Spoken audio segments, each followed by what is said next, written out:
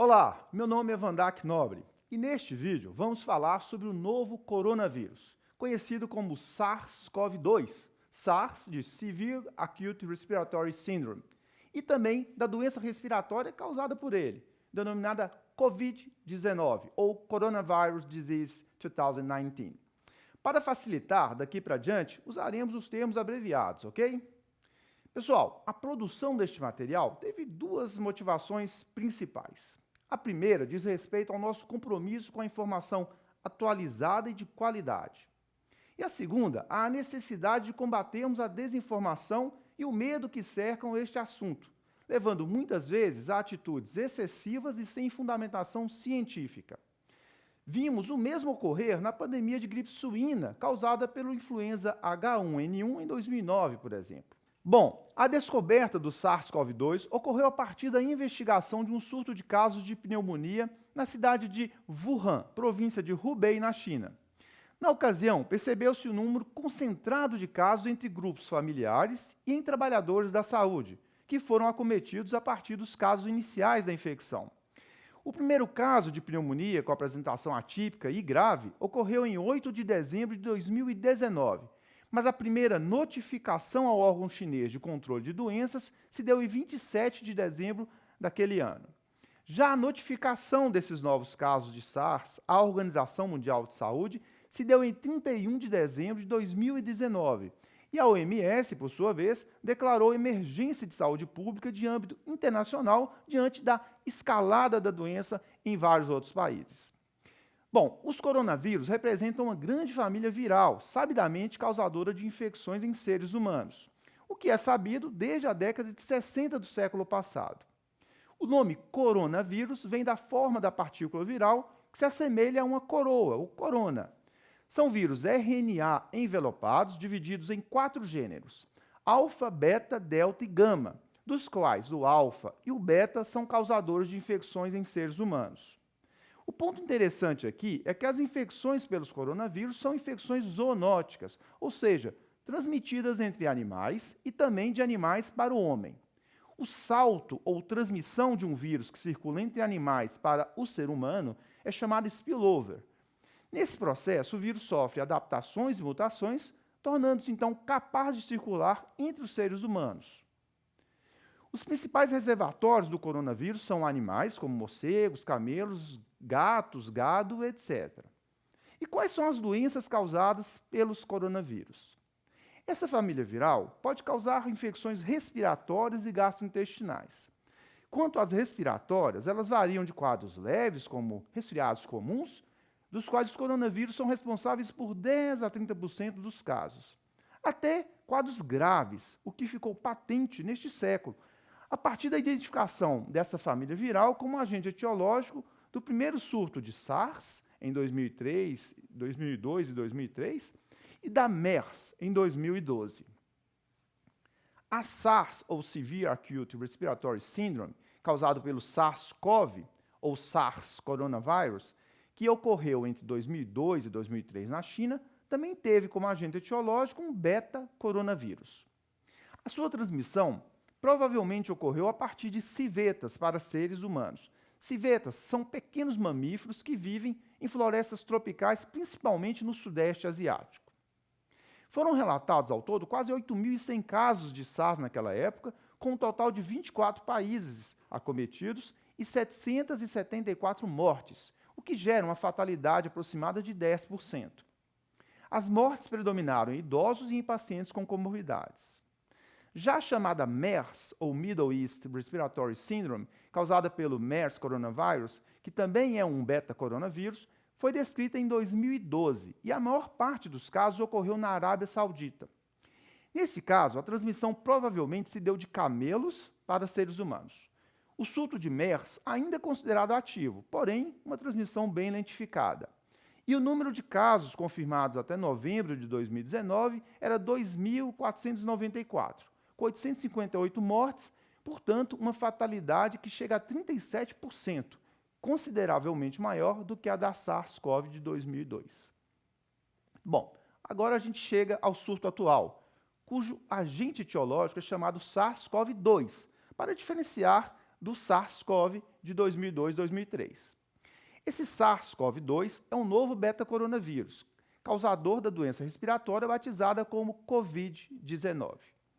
A origem primeira dos coronavírus causadores da SARS de 2002, da MERS de 2012 e do atual Covid-19 foram os morcegos. Os primeiros casos de Covid-19 se deram provavelmente a partir da transmissão de algum animal que funcionou aí como hospedeiro intermediário depois do morcego para o ser humano. Mas ainda não se sabe que animal foi este. É interessante lembrar que grande parte dos pacientes acometidos no início do surto tinham estado em um mercado de animais vivos na cidade de Wuhan. Bom, a partir daí, passou a ocorrer transmissão entre seres humanos, o que possibilitou a disseminação do vírus em grande escala, tanto na China quanto em outros países. A transmissão do SARS-CoV-2 entre seres humanos ocorre por droplets ou gotículas, à semelhança do que vemos com diversos vírus respiratórios. A eliminação pelo paciente ocorre predominantemente durante o período de sintomas. Normalmente, as gotículas atingem cerca de 90 centímetros, no máximo 1 metro de distância, durante, por exemplo, uma conversa. Porém, no caso de espirros ou tosse, podem atingir distâncias consideravelmente maiores, de alguns metros. É importante frisar que, provavelmente, a transmissão a partir das mãos contaminadas ocorre mais frequentemente do que a transmissão direta por gotículas. Ainda não há certeza sobre a chamada reprodutibilidade, ou R0, do SARS-CoV-2, mas, aparentemente, a capacidade de transmissão entre pessoas é consideravelmente menor do que a que ocorre, por exemplo, com infecções por influenza ou pelo vírus do sarampo. O período de incubação do Covid-19 é de 2 a 14 dias, com média de 5 dias. E o quadro clínico envolve principalmente febre, tosse e dispneia. Nos casos graves, pode ocorrer insuficiência respiratória e lesão renal aguda. Em uma série de mais de 44 mil casos confirmados na China, 87% dos pacientes tinham idade entre 30 e 79 anos. A doença foi leve em 81% dos casos, grave em 14% e gravíssima em 5% deles. A letalidade geral nesses casos foi de 2,3%, sendo de 8% em pacientes com idade entre 70 e 79 anos e de 14% se os pacientes tivessem idade acima de 80 anos. A mortalidade foi de 0 nos pacientes com idade menor que 9 anos. Quase metade dos pacientes considerados gravíssimos faleceu.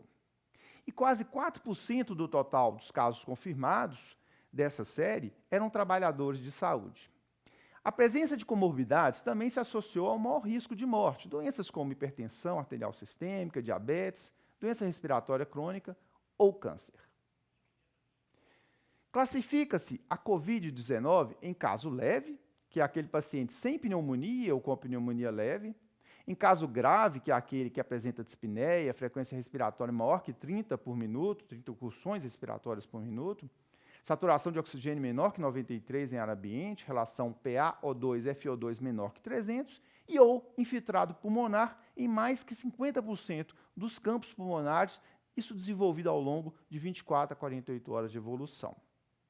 E os casos gravíssimos, a situação mais extrema, são aqueles pacientes com insuficiência respiratória, choque séptico e ou disfunção de múltiplos órgãos. Em um relato retrospectivo de 138 casos confirmados, publicado no jornal JAMA, as manifestações mais comuns eram febre, que ocorreu em 96,8% dos casos, tosse seca em 60%, fadiga em 70% dos casos e mialgia em 30% dos casos. Diarreia foi observada em 10% dos pacientes. Já no laboratório desses pacientes, destacaram-se linfopenia, que aconteceu em 70% deles, prolongamento do tempo de protobina em 58%, e elevação da desidrogenase lática, observada em 40% dos pacientes. Todos os pacientes tinham infiltrados esparsos ou padrão em vidro fosco na tomografia computadorizada dos pulmões. E 1/4 dos pacientes foram transferidos para a UTI, seja por IRA, insuficiência respiratória aguda, choque ou arritmia, sendo que o tempo médio para o desenvolvimento de dispneia a partir do início dos sintomas foi de 5 dias. A identificação do novo coronavírus 2019, o SARS-CoV-2, se deu em 7 de janeiro de 2020. E em 13 de janeiro já havia um teste disponível, um teste diagnóstico disponível para a identificação desse agente, o que é bem impressionante. A identificação do SARS-CoV-2 normalmente é feita pela técnica de reação em cadeia da polimerase em tempo real, a RT-PCR. Usa-se habitualmente secreção do trato respiratório inferior, se disponível, como escarro, lavado broncoalveolar em pacientes que estão intubados, ou mais comumente, suave naso ou orofaríngeo, ou ainda o lavado e aspirado nasofaríngeo. O uso das fezes para diagnóstico é questionável. O suave naso ou orofaríngeo deve ser coletado idealmente até 14 dias após o contato. O profissional que realizar a coleta da amostra deve usar EPI, que são os equipamentos de proteção individual, como máscara, gorro, capote, luvas e óculos. A amostra deve ser estocada por até 72 horas a 4 graus Celsius ou, se precisar ficar por mais tempo, em freezer menos 70 ou em nitrogênio líquido. Algumas situações contribuem para resultados falso negativos, ou seja, resultados negativos em pacientes com infecção pelo SARS-CoV-2. Dentre elas, a gente pode citar, por exemplo, uma técnica de coleta inadequada, ou um período de coleta muito precoce ou tardio. A amostra mal acondicionada é outra situação, além de problemas com a técnica laboratorial, PCR, como mutação viral, inibição da reação por alguma substância. Se a suspeita clínico-epidemiológica for muito elevada, em um caso cujo resultado de PCR venha negativo, deve-se repetir o exame, idealmente utilizando-se a amostra do trato respiratório inferior, que é mais representativa. E o tratamento desses pacientes com suspeita ou confirmação de Covid-19, como é que ele é feito? Bom, ele é essencialmente suportivo. Usa-se sintomáticos na maior parte dos casos, que serão casos leves, em torno de 80% das situações. Já nos casos graves ou gravíssimos, haverá necessidade de internação com suporte de sistemas orgânicos disfuncionais, notadamente o sistema respiratório, com o uso, por exemplo, de ventilação mecânica, que pode ser invasiva ou não, e também de suporte hemodinâmico, com vasopressores e, às vezes, terapia substitutiva renal. Grande parte dos casos graves e gravíssimos relatados até então receberam antivirais, como oseltamivir, na tentativa de aumentar as chances de recuperação. Mas a eficácia dessa medida é muito questionável. Outros antivirais, como lopinavir e ritonavir, uma combinação usada no tratamento contra o HIV, o remdesivir e o interferon beta, demonstraram efeitos promissores em estudos com outros coronavírus em modelos animais e estão sendo testados agora contra o SARS-CoV-2. A prevenção da Covid-19 segue procedimentos semelhantes àqueles indicados para prevenção de infecções respiratórias em geral. No nível individual, ao tossir ou espirrar, o indivíduo sintomático deve cobrir a boca e o nariz com um lenço descartável ou um pano, que devem ser descartados em lixeira fechada. Deve-se evitar tocar os olhos, nariz e boca sem que as mãos estejam limpas. Para tossir ou espirrar, pode-se usar o cotovelo fletido, na falta de um lenço, por exemplo. Sempre que necessário, lavar as mãos com água e sabão ou com álcool, usando uma técnica adequada, idealmente por 20 segundos. No contexto da epidemia de Covid-19, pessoas com sintomas gripais ou de resfriado, como tosse e febre, devem idealmente permanecer em casa por 2 semanas, 14 dias, evitando contato com outras pessoas. Porém, se apresentarem dispneia ou qualquer sinal de alerta para maior gravidade, devem procurar assistência médica imediatamente. Nesse caso, esses pacientes devem usar máscaras cirúrgicas. Pessoas em contato com casos suspeitos ou confirmados de Covid-19, como familiares e profissionais da saúde, devem usar máscaras cirúrgicas para proteção. No caso dos profissionais de saúde, indica-se proteção adicional com luvas, avental não estéril e óculos quando o contato mais próximo com os pacientes, que a gente considera aquele contato de 2 metros ou menos. Para a realização de procedimentos que geram aerossolização de secreções respiratórias, como intubação, aspiração de vias aéreas ou indução de tosse para coleta de escarro, esses profissionais devem utilizar precaução por aerossóis, com uso de máscara N95. Em qualquer situação, a higiene das mãos é imprescindível e deve ser realizada com frequência. Por fim, deve-se dar atenção também para a proteção dos visitantes de pacientes internados. No âmbito da comunidade, as medidas preventivas envolvem identificação dos contatos de casos confirmados ou suspeitos, a gente vai definir caso suspeito diante, e observação desses contatos por 14 dias a partir da última exposição ao caso suspeito ou confirmado. Se não houver desenvolvimento de sintomas, o segmento poderá ser encerrado.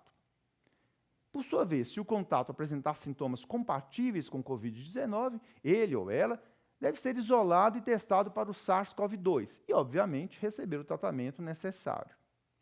Se o teste for positivo para o vírus, deve-se, então, pesquisar os contatos desse novo paciente e proceder com eles da mesma forma descrita acima.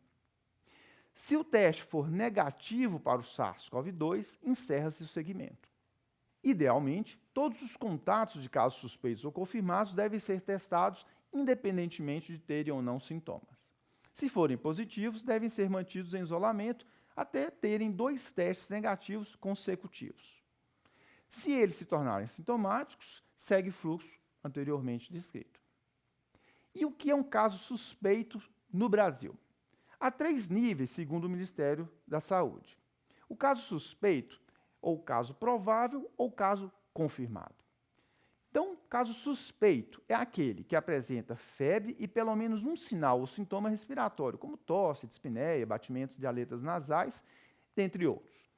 E histórico de viagem para a área com transmissão local do vírus, de acordo com a OMS. Isso é atualizado de maneira bastante dinâmica. Isso nos últimos 14 dias, ou seja, esse histórico tem que estar dentro de 14 dias aí de intervalo. Vale também o histórico de um contato próximo com um caso suspeito para o coronavírus, de novo dentro dessas 2 semanas.